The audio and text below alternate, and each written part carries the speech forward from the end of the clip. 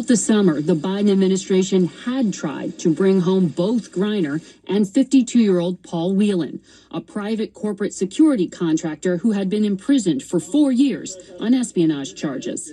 But Russia refused. I wish that Paul Whelan had been on that plane too. Secretary of State Antony Blinken. We got to the point where it was clear that there was an opportunity to bring Brittney back. The choice wasn't between getting one American or the other back. It was the choice before us was one or none.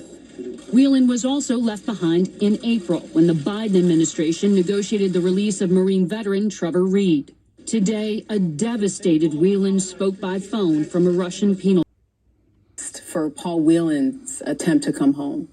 Well, Jerika, Secretary Blinken told me this afternoon that this was just a one-for-one transaction, nothing more and nothing less. In other words, this isn't a diplomatic breakthrough that opens the door to other opportunities. And it also isn't clear what other cards the U.S. has left to play here to secure the release of Whelan or another American, Mark Fogel, who's been detained on drug charges.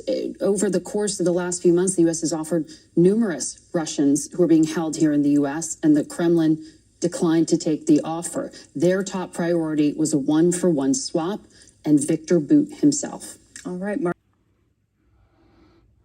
We've not forgotten about Paul Whelan, who's been unjustly detained in Russia for years.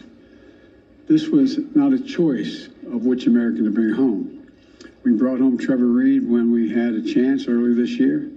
Sadly, for totally illegitimate reasons, Russia is treating Paul's case differently than Brittney's.